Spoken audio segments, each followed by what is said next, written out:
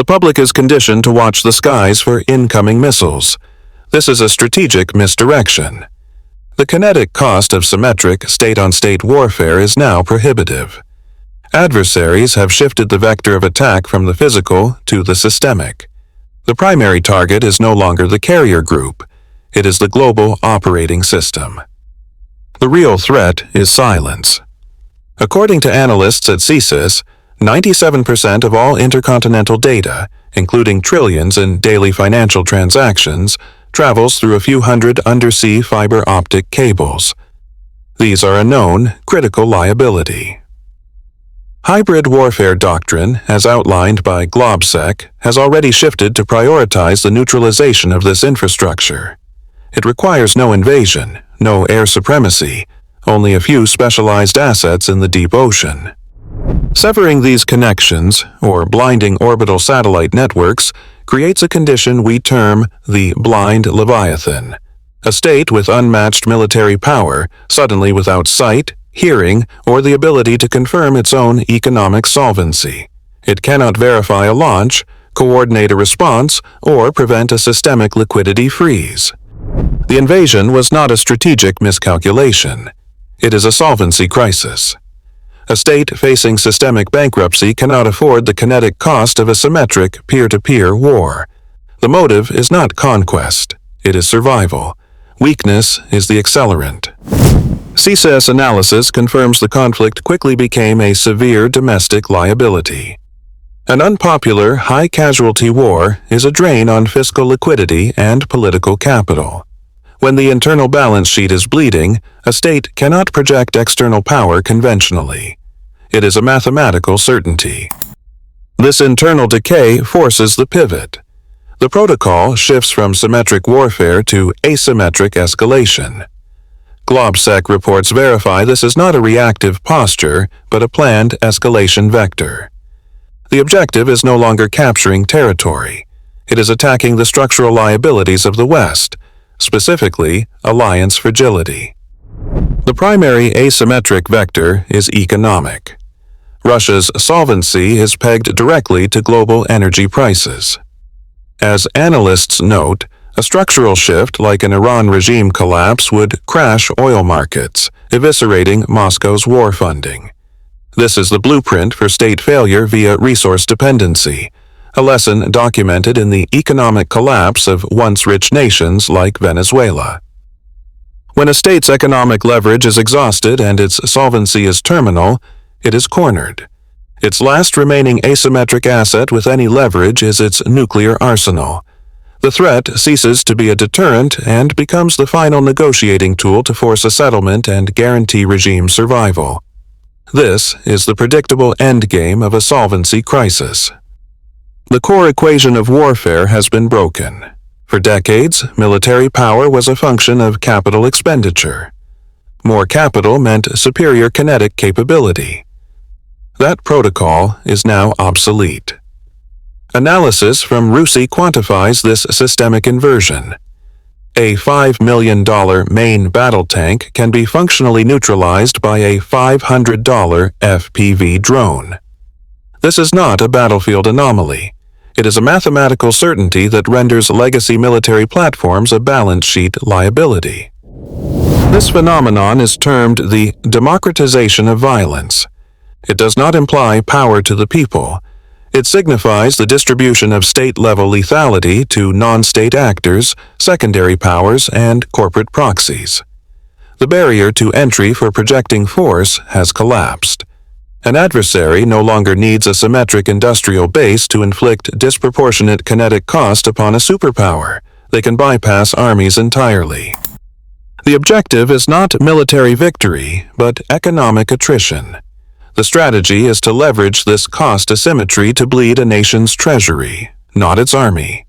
For every $1 million missile fired to intercept a $1,000 drone, the defender is losing the economic war. This creates a predictable vector toward a national solvency crisis, where the state's financial ability to function is the primary target. It is warfare conducted on a spreadsheet. The conventional battlefield is obsolete. The primary vector of modern conflict is not kinetic force, but the targeted exploitation of structural liabilities within designated gray zones. These are not the nexus of the conflict. They are the laboratories. The economic collapse of Venezuela, a nation once among the world's richest due to oil wealth, serves as the foundational blueprint. It is a case study not in mismanagement, but in the successful targeting of resource dependency to trigger a systemic solvency crisis. Adversaries are now weaponizing this model. According to Globsec, Russian hybrid warfare protocols are projected to escalate significantly by 2026. The staging grounds for these asymmetric attacks are pre-selected proxy laboratories, states exhibiting internal fragility. Intelligence warnings regarding instability in regions from South Africa to Canada, as noted by RUSI analysts, are therefore not indicators of isolated domestic issues. They are symptoms of external stress tests being applied to probe for weaknesses in resource supply chains and political cohesion. The final liability to be targeted is alliance fragility. Academic war games, like the just security analysis of the North Atlantic Treaty's breaking points, are no longer theoretical. They provide the precise legal and political leverage points needed to turn a mutual defense pact into a zero-sum liability. The objective is to engineer a scenario where treaty obligations trigger an economic collapse, forcing a choice between national solvency and alliance integrity. This transforms the kinetic cost of war into an unbearable financial one.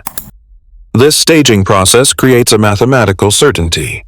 By triggering cascading failures in these gray zones, an adversary manufactures a predictable crisis for a primary target.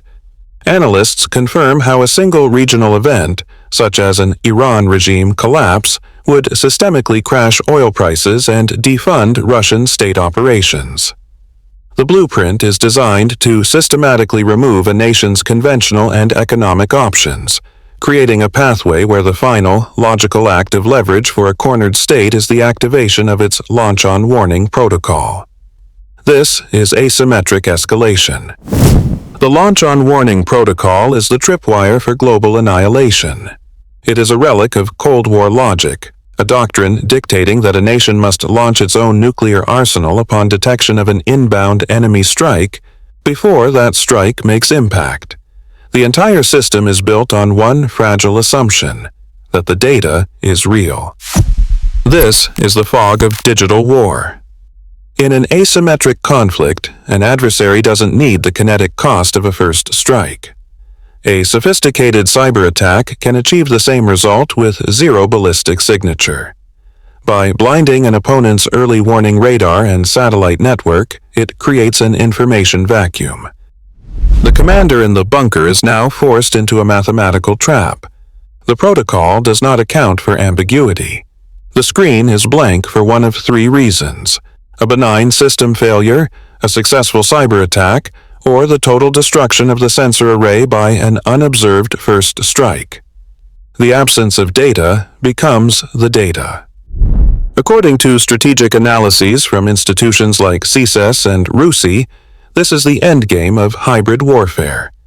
The objective is to create a systemic crisis. Faced with this impossible choice, the commander must calculate the risk.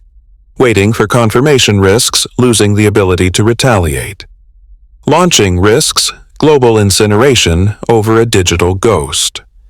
The protocol's binary logic forces the decision. The doctrinal shift from kinetic to economic warfare is complete.